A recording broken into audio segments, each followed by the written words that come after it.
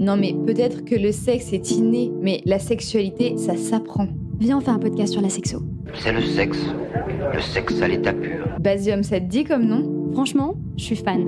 J'adore. Cette intimité soudaine me convient très bien. Mon approche, dégénitaliser la consultation et considérer l'individu et son corps dans sa globalité. J'ai envie d'un vrai baiser de cinéma ici, dans la voiture.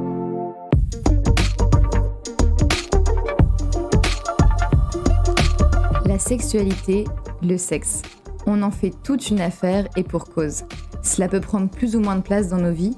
Cela peut être un véritable vecteur de bien-être et de confiance en soi, mais aussi parfois un poids à porter. C'est pour mieux comprendre la sexualité que nous avons voulu en faire notre métier. Quand je dis nous, c'est Diane et Margot. Nous sommes sexologues et avons décidé de sortir de notre cabinet pour ouvrir des voies, poser des questions, remettre en question et penser la sexualité autrement. Margot a une approche psychanalytique de la sexologie. Et Diane, une approche systémique, plus ancrée dans le présent. Parce que nous sommes persuadés que ces deux visions sont complémentaires, nous avons voulu unir nos voix pour vous proposer Basium. Ce podcast, on l'a imaginé grâce à vous, celles et ceux que nous accompagnons au quotidien et qui se sentent trop souvent seuls. Basium, conversation croisée, regard des professionnels que nous sommes et surtout, histoire de vie. Basium, ça veut dire embrasser, c'est l'action de donner un baiser. Et puis Basium, ça évoque les bases, la simplicité, les fondamentaux. C'est vers ce chemin que l'on voudrait vous emmener avec une bienveillance et une écoute toute particulière. Car même si nous avons toutes et tous des bases différentes, in fine, nous recherchons la même chose. Aimer beaucoup et vivre passionnément. Vous ne vous intéressez pas au sexe ? En toute simplicité. Et je vous promets solennellement ce soir qu'il n'y aura pas le moindre sujet tabou. Bienvenue dans cet épisode d'intersaison intitulé La surprise des chefs, où Diane m'avait demandé de choisir entre deux sujets. Le premier, la relation entre argent et sexualité. Le second, le lien entre sexualité et le deuil. À la base, si vous avez écouté notre épisode, je m'étais dit, mais bien sûr, allons-y sur le lien entre sexualité et le deuil. Sauf que, en toute honnêteté intellectuelle, j'ai l'impression que je n'avais pas les épaules assez solides pour pouvoir l'aborder, et puis en vrai, je serais partie beaucoup trop loin dans la psychanalyse. Et donc, j'ai préféré prendre ce premier sujet. Au-delà de la relation entre les couples, l'argent et la sexualité, j'ai voulu poser cette question. Le sexe ne serait-il réservé qu'aux riches ? Et pour répondre à cette question, j'ai l'honneur, la joie, la fierté d'avoir à mon micro Benjamin Veil. Benjamin Veil est philosophe de formation, formatrice et consultante autour des questions sociales et médico-sociales, notamment en protection de l'enfance et sur les liens entre culture hip-hop et travail social. Elle est aussi autrice du livre « À qui profite le sale ? Sexisme, racisme et capitalisme dans le rap français », publié aux éditions Payot. Benjamin, bonjour. Bonjour Margot et merci pour cette super présentation. Du coup, le sexe est-il réservé aux riches ? Eh ben écoute, c'est une très bonne question, mais en bonne philosophe, je vais te demander de me définir un peu les termes. De quel sexe tu veux qu'on parle et de quel riche ? Eh bien, ça me rappelle ma terminale. J'ai toujours déterminé les donc allons-y. On va définir le terme riche et pour ça, je vais m'appuyer sur ma bonne copine l'INSEE. Donc, selon l'INSEE, en 2022, en France métropolitaine, le niveau de vie médian de la population s'élève à 24 330 € annuels. Il correspond du coup, toujours selon l'INSEE, à un revenu disponible de 2 028 € par mois pour une personne seule et de 4 258 € par mois pour un couple avec 2 enfants de moins de 14 ans. Ça, c'est la moyenne et les médianes. Les 10% de personnes les plus modestes ont un niveau de vie inférieur à 12 970 € et les 10% les plus aisés, je pense que c'est eux dont on va parler, donc les personnes dites riches, ont un niveau de vie au moins 3,4 fois supérieur, au-delà de 43 840 €. Donc, on peut peut-être se baser sur cette donnée de l'INSEE, qui provient du tableau de bord de l'économie française, en se basant sur les 43 840 €. Ça, c'est pour le terme riche. Et pour le terme sexualité, alors, j'ai envie de te dire, il n'y a absolument aucune définition moi qui me convienne en tant que sexologue. Par exemple, le Larousse va nous dire que c'est l'ensemble des phénomènes sexuels ou liés au sexe que l'on peut observer dans le monde vivant. Est-ce que on parle de sexualité chez les lions ? Quoique ceci dit, oui, en fait, on parle de sexualité reproductive. Il y en a qui disent que c'est l'ensemble des diverses modalités de satisfaction sexuelle. Moi, j'ai envie d'effectivement parler de la sexualité comme étant des pratiques impliquant du sexe. Voilà, un sexe et un autre orifice de façon très brutale. Voilà. Donc la génitalité, quoi, comme on dit classiquement. La génitalité, quel magnifique mot. Tout à fait. Superbe. on adore. Donc ta question, si je la reformule, c'est est-ce que la génitalité serait réservée à qui gagne plus de 3 500 € par mois? C'est ça. On pourrait la résumer comme ça. Tout à fait. Est-ce que ça te va comme reformulation de ta question? Écoute, c'est très brutal, c'est très vrai, mais oui, tout à fait. D'accord. Et donc oui, donc forcément, enfin, la question, elle sous-tend aussi. Là, je continue à faire un peu ma philosophe. Je suis désolée, tu vas rester en terminale un petit peu. Ça sous-tend des sous-questions en fait. Et finalement, quand on se pose la question de est-ce que la génitalité serait finalement réservée à qui gagne plus de 3 500 € par mois, c'est est-ce qu'il faut payer pour avoir accès à la sexualité? Première question. Est-ce que c'est un bien consommable, justement, donc que seuls les riches pourraient avoir parce qu'ils ont les moyens financiers de pouvoir le faire? Est-ce que c'est une histoire de moyens qui seraient plus financiers, mais des moyens humains que le fait d'être riche ouvre, par exemple, du temps, la disponibilité d'esprit, de la réflexion ou j'ai envie de dire tout bêtement, d'écouter des podcasts, d'avoir accès à ce qu'on appelle un capital culturel autour de la sexualité, ou est-ce que finalement ça renvoie aussi à la question, ou d'ailleurs est-ce que ça renvoie pas aussi un peu à la question de est-ce qu'il faut avoir accès justement à un certain capital pour pouvoir se penser comme un être sexué?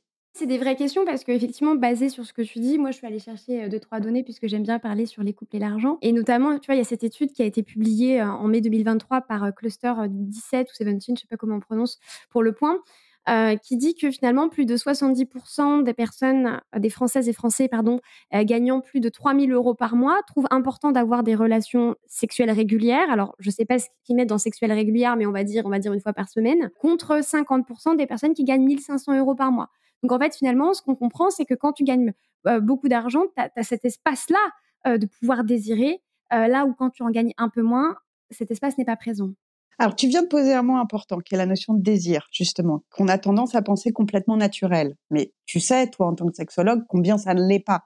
C'est pas une histoire de naturel, parce que si ce serait complètement naturel, ce qu'on définit comme naturel ou instinctif, qui est toujours des mots avec lesquels je suis un peu frileuse, mais c'est des choses qui seraient pour toujours, pour tout le monde, quelle que soit la situation, l'époque, et j'ai envie de dire les caractéristiques physiques. Et on voit bien que la question du désir, la présence même des gens qui se définissent comme asexuels montre bien et démontre bien le fait que le désir n'est pas une évidence et n'est rien de naturel. C'est quelque chose qui se construit. Ça, pour le coup, même si on fait référence là, pour le coup, je sais que tu voulais pas y aller, mais quand même un peu à la psychanalyse, de fait, quand on parle de désir, on sait qu'il y a une construction du désir et que ce désir, d'ailleurs, au fur et à mesure, il va pas être le même, d'ailleurs, et ça, c'est des choses qu'on observe par exemple, je vais prendre un exemple de vie de femme, le désir qu'on a à 15 ans, à 20 ans, à 25 ans, à 30 ans, à 35 ans, à 40, à 50, n'est plus le même. En fait, il évolue et il bouge. C'est-à-dire qu'on ne va plus être attiré, quand on va parler de désir, c'est le fait d'être attiré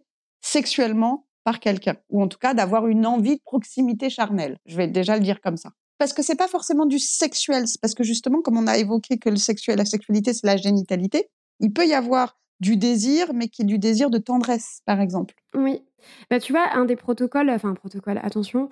En fait, en sexualité, il y a un truc que je montrais souvent en consultation en sexo. Il y a 4 étapes pour la sexualité. La première étape, c'est la tendresse. Ensuite, tu as la sensualité, l'érotisme, et ensuite, tu peux accéder à la sexualité. Alors, ça fait très universitaire dit comme ça, mais c'est exactement ce que tu dis. C'est-à-dire que parfois, on peut avoir envie de tendresse et s'arrêter là, et on peut avoir de sensualité et s'arrêter là, et avoir envie d'érotisme et s'arrêter là, sauf que les discours mainstream font que non, en fait. Quand tu y vas jusqu'au bout, hein, c'est l'entrée plat dessert. Effectivement, quand tu dis est-ce qu'on parle de sexe ou de génitalité, c'est une question. Justement, dans le entrée plat dessert et dans la vision mainstream, moi, ça me fait penser à une phase, là, pour le coup de Damso, qui dit t'envoies sexto et jamais t'assumes. Mais qui est intéressante, parce que justement, il peut y avoir aussi là-dedans, justement, le fait d'avoir juste envie de se sentir désiré, et de pas forcément être désiré par soi-même, ou en tout cas de pas désirer l'acte sexuel, même celui dont on parle. Tu vois, finalement, dans les 4 étapes que tu décris, on est clairement dans l'idée de la disponibilité d'esprit, quelque part pour y avoir accès, et du capital culturel. Et c'est celui-là qu'on a tendance à oublier le plus, je trouve. Mais alors justement, parle-moi-en du capital culturel. Si je reste sur tes 4 étapes qui sont vachement intéressantes, hein. Enfin, justement, l'étape de la tendresse, l'étape de la sensualité, l'étape de l'érotisme et l'étape de la sexualité. Déjà, il faut savoir distinguer les 4. Or, c'est pas accès pour tout le monde. Déjà, la question de la tendresse. On va juste commencer par celle-là. La tendresse, encore faut-il avoir du temps pour être tendre avec mes enfants. C'est quelque chose qui s'apprend tout petit, qui s'expérimente et s'apprend tout petit. Bien sûr qu'il n'y a pas de milieu social pour définir la tendresse, et on peut même dire que la tendresse, dans les milieux hyper bourgeois, c'est pas forcément acquis. Surtout que pendant longtemps, c'était pas les parents eux-mêmes. Alors même, on va dire classiquement les mères, hein, la tendresse, c'est un truc de maman, a priori. Enfin, en tout cas, d'ailleurs, le terme maman est un terme tendre, en fait, qui ne veut rien dire d'autre que la tendresse du lien, finalement, normalement, qu'on a tendance à cantonner du côté du féminin, d'ailleurs, du côté de la tendresse. Et dans la grande bourgeoisie ou l'aristocratie, elle n'est pas très présente, hein, justement, parce qu'il y a quelque chose où les enfants peuvent même être élevés par d'autres que leurs parents. Donc, la tendresse va être donnée par la nounou, ou même d'ailleurs encore aujourd'hui, par la nounou, par la babysitter, qui va aller chercher les enfants. Voilà. Et on va d'ailleurs souvent considérer aussi que, d'ailleurs, il y a aussi des stéréotypes très raciaux derrière, avec certaines représentations de certaines femmes. Alors, c'est toujours sexiste, raciste ensemble, hein, mais il y a toujours l'idée derrière la tendresse que quand même certaines femmes seraient plus tendres que d'autres, et notamment les femmes afrodescendantes, notamment maghrébines. Parce que quand elles descendent trop au sud, elles deviennent trop violentes pour certains, ou les femmes philippines, tu vois. Donc, voilà, qui sont complètement stéréotypés, parce que c'est des stéréotypes qui tiennent plus à des stéréotypes de corps, parce que c'est des femmes qui sont perçues comme rondes, et pas à des stéréotypes culturels, parce que personne ne connaît la culture philippine, hein, en fait. Hein. Donc, voilà, c'est pour dire qu'il y a cette représentation du côté de la tendresse qui, déjà, est quelque chose qui s'apprend tout petit. Mais pour pouvoir être tendre, j'ai envie de dire, avec son conjoint, ou sa conjointe, avec la personne avec qui on partage sa vie, qu'on soit d'ailleurs dans un couple hétéro ou homo, la question suppose qu'on ait du temps pour cette tendresse.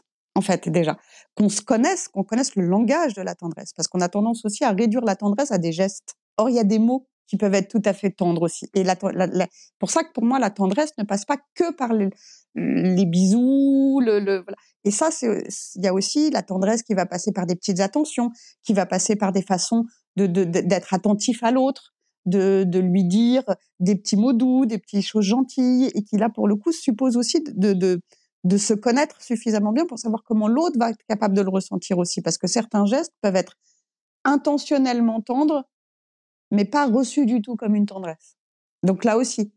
Comme quoi, par exemple? Par exemple, caresser une joue.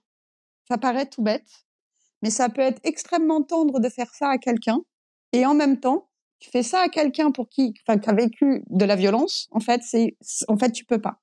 Les personnes qui ont vécu de la violence, quelle qu'elle soit, tout geste ne sera pas tendre. Le geste de l'autre vers soi, pour être accepté, nécessite déjà une grande relation et une grande confiance. Bah, c'est quelque chose que je vois en sexo, hein, comme tu t'en doutes, il y a beaucoup de femmes que j'accompagne, et d'hommes, mais plus de femmes, statistiquement, qui ont été agressées, violées, et qui, en fait, pour qui, quand un homme va exprimer son désir de façon trop brutale, voilà, sans passer par la tendresse, la sensualité, l'érotisme, et va aller directement dans le sexuel en mettant une main aux fesses, ou une main à l'entrejambe pour signifier son désir à l'autre, en fait, elles vont le vivre comme une agression, et elles vont avoir ce mouvement de recul en disant: «Mais non, en fait».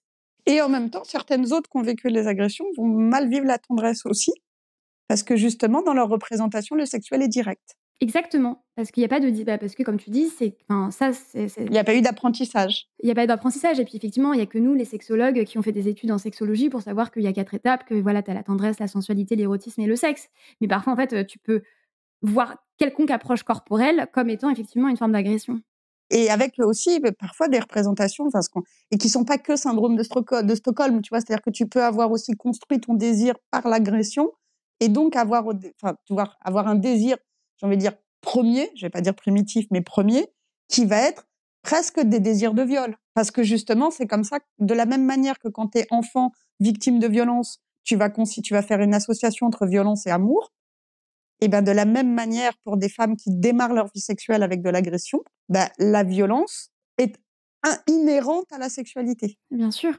Moi, j'ai beaucoup de femmes qui ont été victimes d'attouchements, de transgressions, de la part d'un cousin plus âgé, très souvent, évidemment, sinon c'est voilà, qui en fait vont ressentir déjà de la culpabilité, mais d'avoir ressentir du plaisir à ce moment-là aussi. Et en fait, qui ne vont réussir à vivre la sexualité que par le prisme de l'interdit. Et tout le travail à faire en sexo, c'est leur dire: «Mais ce que vous avez vécu, c'est pas de la sexualité, en fait. C'est un attouchement, c'est un viol, et qui s'est exprimé par le spectre sexuel». Et en fait, l'idée, c'est de «reformater» entre guillemets l'imaginaire érotique en excluant tout ce truc-là, tu vois? Enfin, ce truc-là. Mais tu vois bien que pour pouvoir venir te consulter, déjà, il faut en avoir les moyens. Bah oui, financièrement, et les moyens financiers et l'accès à l'information. Parce qu'on a, aussi, d'avoir accès à l'information que des sexologues existent. d'avoir accès, et puis je vais dire, d'avoir l'accès mental à ce que je puisse aller le consulter. Ce qu'on retrouve aussi beaucoup chez les psys. Tu vois, parce que c'est pas si simple d'aller voir un psy avec toutes les représentations qui vont autour, avec l'idée qu'en plus la sexualité, selon nos codes et nos repères éducationnels, ils vont être plus ou moins cantonnés à la chambre à coucher. Ce qui est d'ailleurs parfois aussi un problème, parce que l'érotisme dans la chambre à coucher, ça pose d'autres questions aussi. Enfin, en tout cas, quand c'est cantonné, parce qu'il y a aussi cette idée finalement de la chambre à coucher où ça peut autoriser quelque part le viol pendant qu'on dort. Enfin, à partir du moment où tu es dans la chambre à coucher, il y a des représentations comme ça qui peuvent arriver. Donc déjà, tu vois, première étape sur la tendresse, il faut déjà savoir de quelle tendresse il s'agit et de comment la mettre en œuvre et comment la reconnaître aussi comme étant la première étape du sexuel. Et si c'est la première étape du sexuel, enfin, en tout cas, c'est la première étape de la construction de la sexualité, mais ce n'est pas une étape sexuelle à proprement parler, parce que sinon on pourrait plus être tendre avec nos enfants. Tu vois, donc c'est important de bien le signifier aussi. La deuxième étape, qui est donc la sensualité, là aussi, pouvoir accéder à la sensualité, encore faut-il que j'ai une forme de détente. Et ça, c'est un truc que tu vas observer. Tu vois, là, par exemple, la sensualité quand tu nages, là, pour le coup, je renvoie même à Annie Leclerc et l'éloge de la nage, pour le coup, qui est vraiment magnifique là-dessus, où elle te raconte justement comment il y a quelque chose d'hyper sensuel, mais c'est très auto-érotique, là, pour le coup. Enfin, Ah, mais écoute, moi, je suis une nageuse, donc bien sûr. Et il y a quelque chose que tu fais avec toi-même, enfin, tu vois, qui est mais dans la sensualité, c'est d'abord une auto-sensualité. Donc là aussi, c'est du temps. C'est est-ce que j'ai eu l'occasion ou pas de pouvoir faire des massages, d'en donner et quelque part d'avoir l'accès aussi à tout l'imaginaire qui va avec. Or, il me faut des moyens pour ça. Par exemple, Empire des Sens. Bon, tu sais, le premier film sensuel, on le qualifierait de sensuel et érotique aujourd'hui, tellement ça a bougé, mais qui était le premier film porno, en fait, quelque part. Hein. Enfin, voilà. L'Empire des Sens, c'est un truc qui est en plus très souvent, comme tu le vois, et puis là, qui vient en plus convoquer des gros clichés coloniaux, hein, quand même, à plein d'endroits, qui est quelque part l'archétype de la sensualité, en tout cas dans nos représentations françaises. C'est-à-dire que donc dans la sensualité, il y a cette idée du temps, de la lascivité. Déjà, là, on est un peu réservé aux riches. Bah oui, et puis même avoir conscience aussi de son corps sensuel. Parce que cette prise de conscience du corps, elle passe aussi par les activités physiques que tu as à faire en étant petit, de façon très cliché, allons-y. La danse pour les filles, qui vont se voir en tant que sensuelles, en tant que avec comme un corps mouvant. Ça dépend de quelle danse. Oui, c'est vrai. Mais tu vois, même la danse classique, hein, qui est classiquement fait dans certains milieux. Et les hommes, les garçons qui vont faire du foot ou quoi que ce soit et qui vont, eux, exprimer, alors non pas de la sensualité, mais une forme de puissance que tu retrouveras dans la sexualité après. Et d'ailleurs, les hommes, enfin les personnes assignées hommes à la naissance, ou les personnes avec pénis, en tout cas, ne grandissent pas avec l'apprentissage ni de la tendresse ni de la sensualité. Et c'est vrai que je réalisais, ça dépend quelle danse aussi, parce que tu vois, même dans la danse classique, le rapport à la sensualité est un rapport qui contraint le corps. Les danses européennes sont des danses qui ne convoquent pas le sexuel. En fait, donc le sensuel. En fait, et là, tu as un épisode de Miroir, Miroir de Jennifer Padjami qui est super là-dessus, sur justement les corps, et aussi un de Kif Taras sur les danses entre les danses occidentales et les autres. Et notamment quand tu es un danseur, enfin, tu vois, quand tu as dansé un peu plein de choses différentes, tu sais que normalement, la danse, elle se situe du côté du bassin. Sauf que pas dans la danse classique ni dans la danse contemporaine européenne. En fait, c'est la tête qui est convoquée. C'est tout le temps l'esprit. Le corps n'existe pas. Et le corps, c'est le sexuel, c'est le sensuel, justement. Mais le sensitif même, tu vois. Enfin, c'est-à-dire, en fait, on apprend le monde à travers nos sens. Et donc aussi à travers le toucher. Tu le vois avec les enfants quand ils mangent. Mais ça, c'est ce que la culture occidentale et européenne, ce qu'on appelle classiquement la blanchité, justement, a beaucoup nié. Donc, quelque part, justement, dans nos représentations, la sensualité est assez mal vue. D'ailleurs, si tu observes le porno européen, il n'est pas très sensuel. Hein. Ah non, mais moi, j'aime pas du tout. Hein. Je trouve ça. Moi, je parle plutôt d'obscénité. Pour moi, c'est vraiment juste une boucherie, quoi. Je choisis le corps, la position, et il y a rien, quoi. Il y a rien de sensuel. Non, et puis tout est axé sur la pénétration uniquement. Donc, il n'y a pas du tout, justement, cette dimension de la sensualité ou quelque part d'une forme de séduction, mais de séduction réciproque, qui quelque part arrive par la sensualité. C'est-à-dire qu'on ne sent pas le désir arriver. La sensualité, c'est faire monter le désir potentiellement, en fait. Mais potentiellement. Parce que quand tu danses, même quand tu twerks, c'est pas forcément pour faire monter le désir. Contrairement à ce que les gens pensent. Non, c'est l'érotisme qui va faire monter le désir. La sensualité, c'est juste ressentir avec son corps, avec son esprit, enfin voilà, sur les 5 sens, quoi. La vue, le goût, l'odorat, l'ouïe, le toucher. Et dans la sensualité, c'est se reconnecter avec son propre désir d'abord. C'est assez autocentré finalement la sensualité. Mais c'est important pour pouvoir ressentir à ce moment-là justement quelque chose du désir éventuel pour l'autre, mais déjà de ressentir son corps. Et donc ça suppose du temps, de la connaissance, l'air de rien, parce que tout le monde n'a pas accès au tantrisme. Hein. Ouais, et puis non, mais surtout, je fais cette tête-là parce que le tantrisme, vu comment il est présenté en Occident, enfin voilà, il y a beaucoup de dérives sectaires, la Mivilude est dessus, donc attention quand même comment c'est. Enfin voilà, c'est très colonialisé dans l'approche, voilà, ça a été brandé, américanisé. Et comme toutes les solutions miracles pour les Européens, il y a aussi justement le côté vente coach, enfin, tu vois, qui vient aussi derrière en mode développement personnel, sur l'idée que avoir une bonne sexualité, c'est finalement se situer un peu au-dessus des autres, faire un peu partie de l'élite. Alors attention aux dérives sectaires, je me répète, mais il y a ce fabuleux épisode d'Elisabeth Feitig de Méta Choc où elle parle de toutes ces dérives sectaires qu'il peut y avoir. Mais effectivement, comme tu disais, un peu, alors nous en section on parle de haut grade. Mais comme tu le dis, tu as besoin de temps, d'argent et puis d'avoir cet accès-là en fait à cette culture-là. Si tu sais pas que ça existe, c'est compliqué. Et déjà, tu sais pas que ça existe, c'est compliqué. Et puis, c'est une forme de distinction, au sens bourdieusien du terme, en fait. C'est une façon de se séparer du reste du monde et de la populace. Il y a quand même cette dimension-là qui est très forte depuis les années 70, en fait. Cette idée que avoir une sexualité épanouie, c'est le Graal. Et donc, c'est un Graal qui est quand même réservé, bon, déjà en 68 aux petits bourgeois, mais ça, ils le savaient pas encore, qu'ils étaient tous des petits bourgeois, enfin, voilà, dans leur démarche aussi, en tout cas, à vouloir absolument, justement, ne plus travailler et ne faire que avoir de la sexualité. Bien sûr qu'on aimerait tous, hein, dans l'idée, surtout à 25 ans, hein, où on est quand même très, très obsédé encore par la sexualité. Parce qu'il y a ça aussi. Selon les âges, il y a un moment où la sexualité n'est plus en premier plan. Oui, parce que tu t'épanouis par d'autres moyens et ton identité se construit autre que par ton identité sexuelle. Exactement. Mais c'est logique qu'à 20 ans, par contre, ça le soit. Et c'est logique et normal. Il y a rien de décadent là-dedans. Mais c'est vrai que voilà, donc la question de la sensualité, elle s'apprend aussi, mais elle peut aussi créer quelque chose de l'ordre de la distinction aussi par rapport aux autres, c'est-à-dire d'être en capacité d'être très désirant, quelque part plus désirant que les autres. Et à partir du moment où tu crées des hiérarchies entre les personnes, il y a quelque chose quand même de l'ordre du sentiment de supériorité, quoi, qui vient s'installer, quoi, quand même. Oui, et puis comme tu le disais aussi tout à l'heure, cet accès à cette sensualité, elle peut nécessiter des moyens financiers, culturels, faire de la cour de... Enfin, moi, je conseille très souvent aux femmes que je reçois d'aller prendre des cours de danse en talons. Mais pour ça, il faut, que tu ailles voir une sexologue, que tu saches que ça existe, que tu as les moyens pour aller prendre des cours de danse. Et si tu as des enfants, que ça veut dire que tu es une personne très souvent racisée qui va s'occuper de tes enfants pendant que toi, tu vas aller travailler ta sensualité. Exactement. Et qui, elle, pour le coup, passe sa soirée où elle pourrait être tranquille avec son gars ou sa nana à s'occuper de tes enfants, donc à pas vivre sa sexualité. Donc ça, c'est sur la sensualité. Voilà. Mais c'est vrai que... Et puis sur cette question, je pense, de la sensualité aussi, il y a cette dimension assez... pour le coup, assez propre à la blanchité, qui va aussi du côté de pomper de l'appropriation culturelle un petit peu aussi. Parce que tu vois, par exemple, le Kama Sutra... qui est quand même l'origine qui va un peu en lien avec le tantrisme, c'est quand même réservé à une certaine caste. Et ça, personne ne le dit. Hein, que c'est déjà, dans les logiques tantriques, c'est déjà réservé aux riches quand même.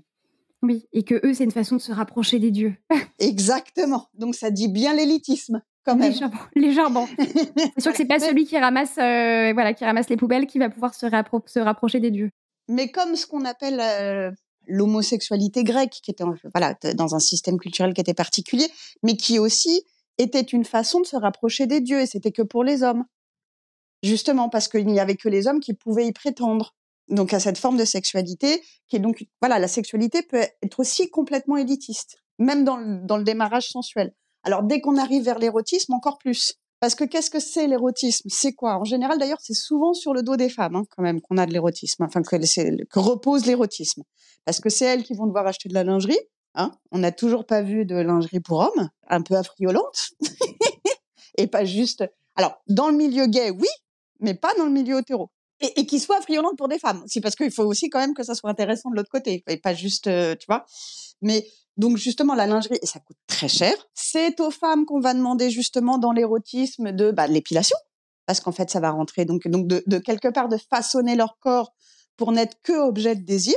Et c'est ça ce qu'on appelle l'érotisme en Europe. C'est pas de poils, pas de trop de chair ou de la chair impossible à avoir à d'autres endroits, genre type BBL, quoi. Enfin, tu vois, la bouteille d'Orangina. Donc des cours de sport. Donc des cours de sport et de l'affamage. Parce que ça aussi, on a tendance à oublier qu'on affame les femmes pour le plaisir des hommes.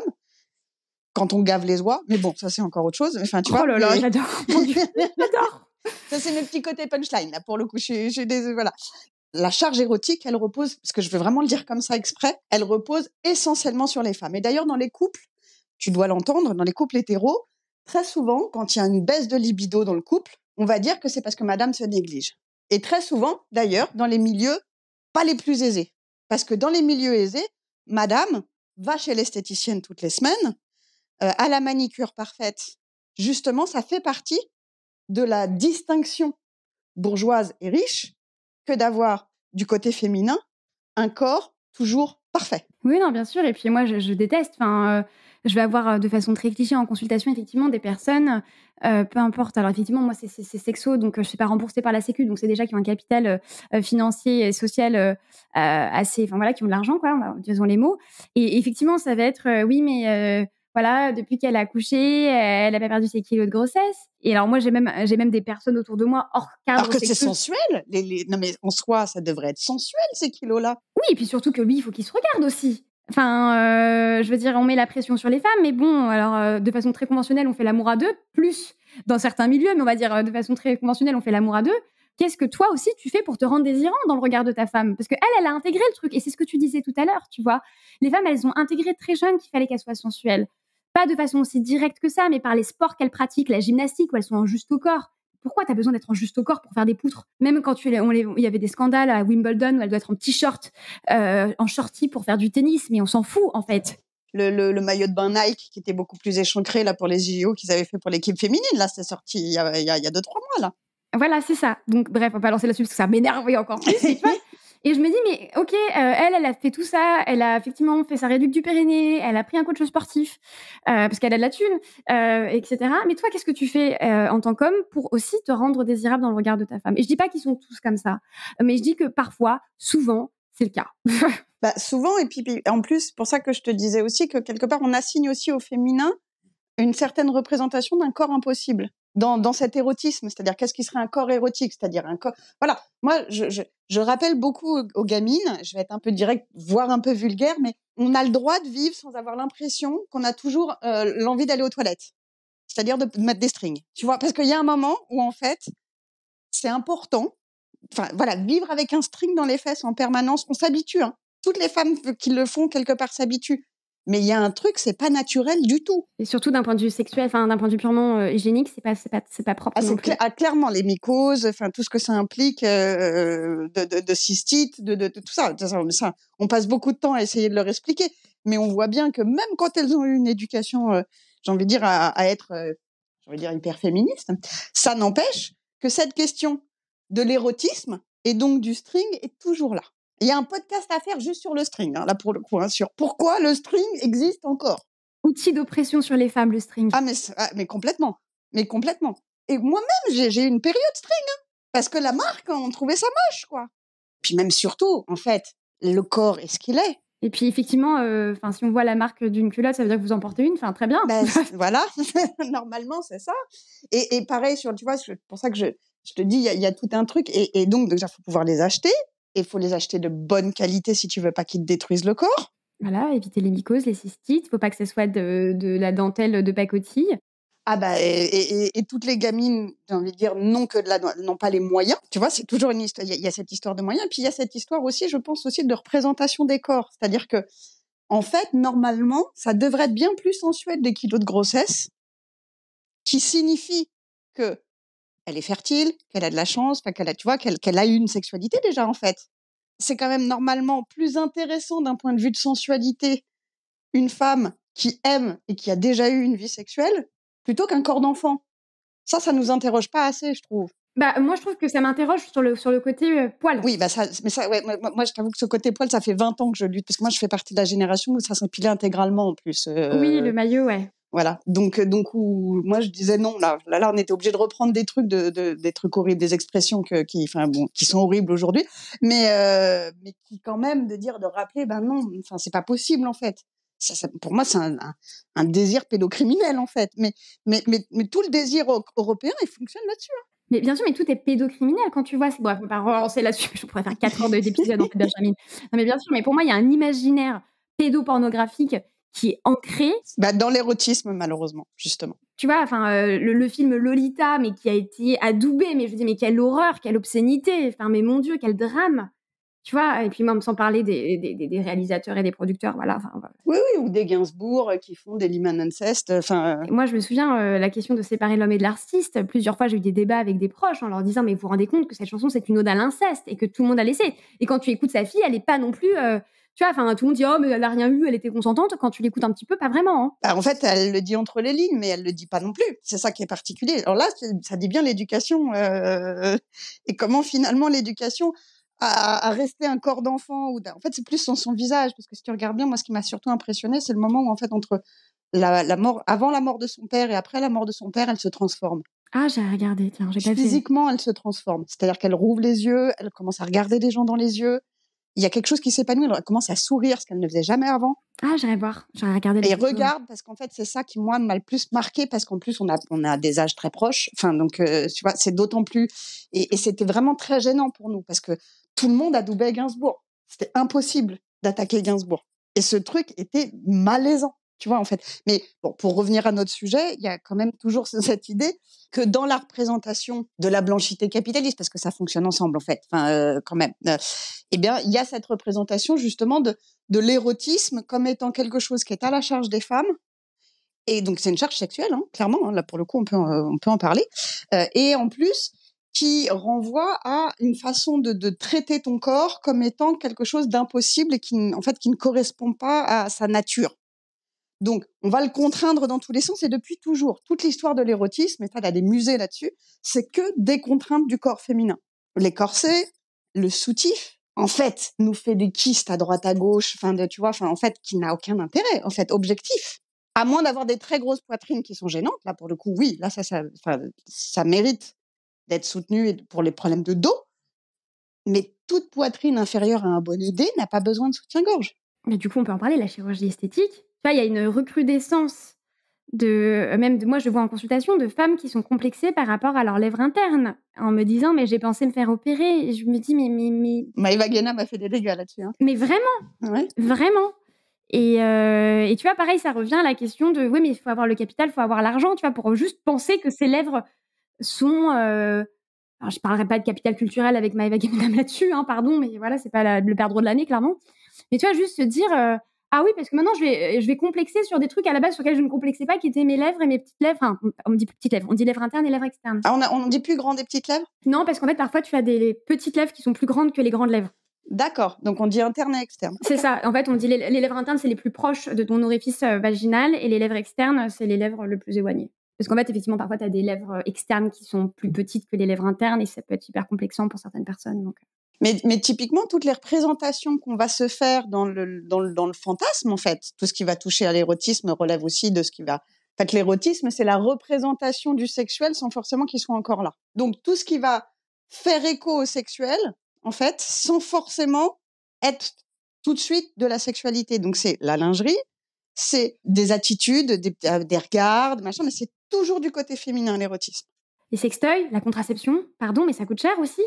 Et tout ça, ça rentre dans le cadre de l'érotisme aussi. Ça coûte d'aller voir un gynéco, d'en avoir un qui nous prend, parce que déjà, en plus, en région parisienne, c'est 6 mois d'attente. La pilule, elle a beau être remboursée, c'est quand même pas toutes les pilules qui sont remboursées, pas toujours en accès, voilà. Et puis, en plus, la pilule est pas toujours parfaite non plus. Voilà, les stérilets avec hormones, tout le monde les supporte pas. Les stérilets classiques, en cuivre, beaucoup de gynécos les posent pas aux femmes qui n'ont pas encore eu d'enfants. Au nullipare. Voilà, les fameuses. Et surtout, moi, parce que c'est surtout ce truc-là, c'est que quand on a des règles abondantes, le stérilet en cuivre, il faut le déconseiller. C'est-à-dire que si tu veux pas te retrouver en anémie une fois par mois, voilà, c'est quand même potentiellement dangereux.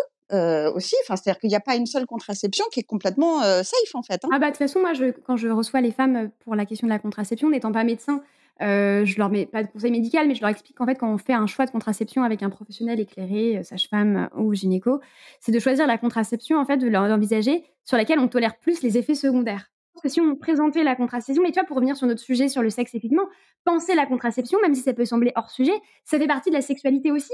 Parce que qui dit sexualité, potentiellement sexualité avec risque de grossesse, risque, parce que pour celles qui ne le désirent pas, ça revient à avoir de l'argent, parce que qui dit sexualité dit, bah ouais, mais je peux tomber enceinte, si j'en ai pas envie, bah comme tu disais, quel mode de contraception je prends, vu que tout le monde impose la pilule, sans parler des effets secondaires. Moi, j'ai encore des femmes qui sont encore traumatisées par Diane 35, pardon, mais c'est une catastrophe sanitaire, ce truc.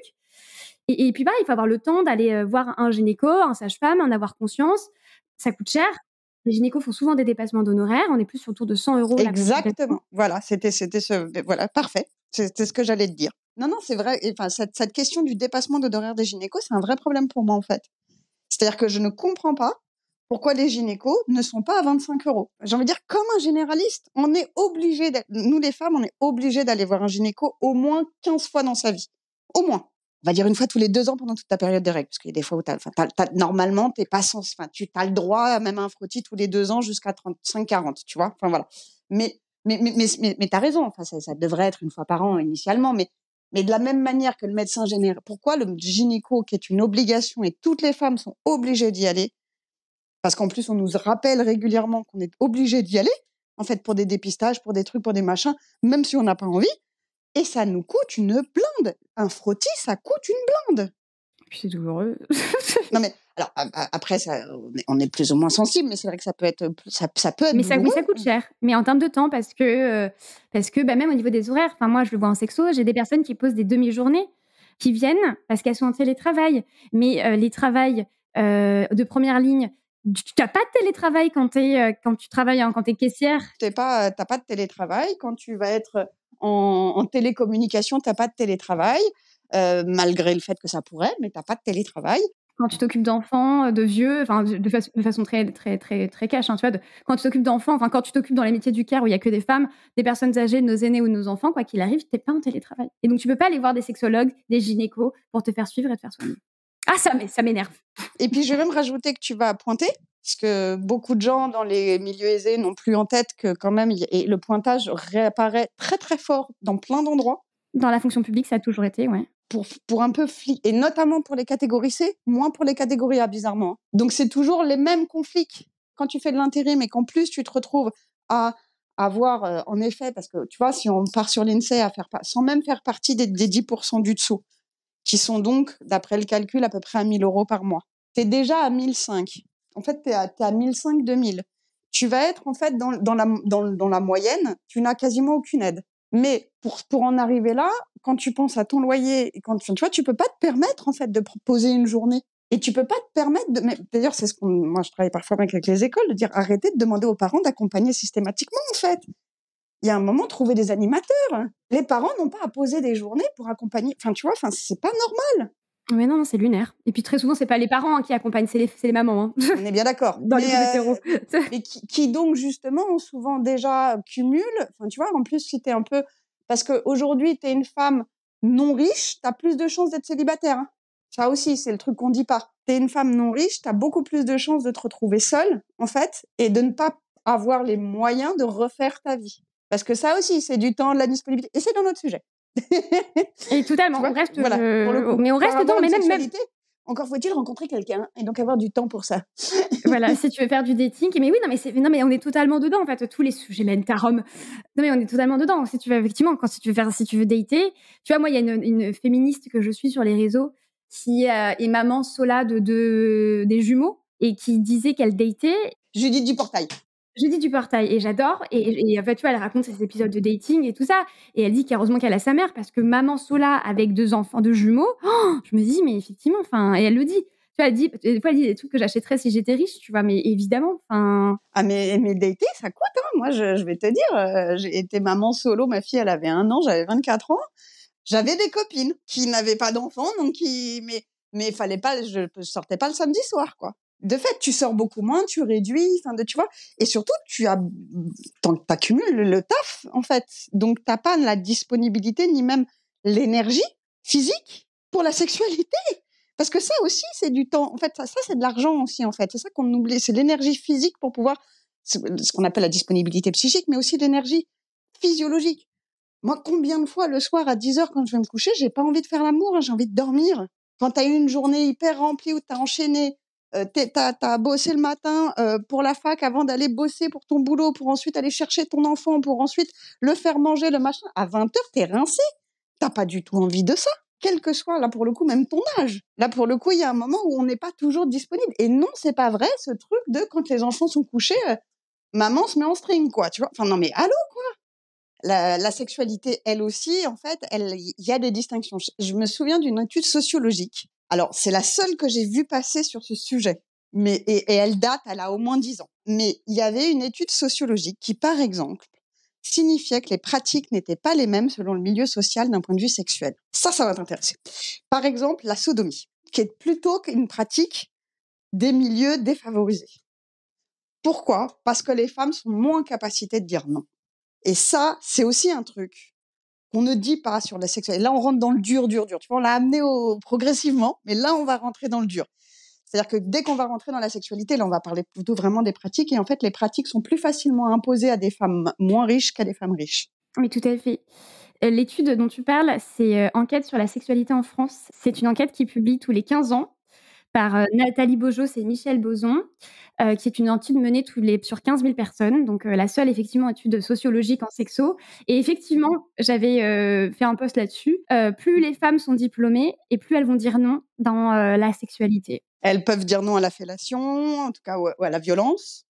Et je vais et après le nuancer un peu, mais tu vois, par exemple, une femme aisée va accepter une claque sur les fesses, alors qu'une femme moins aisée ne pourra pas forcément dire non quand on lui tape les seins et la figure. Les deux pratiques sont de l'expression de violence sexuelle masculine, qui se retrouve dans beaucoup de sexualités masculines.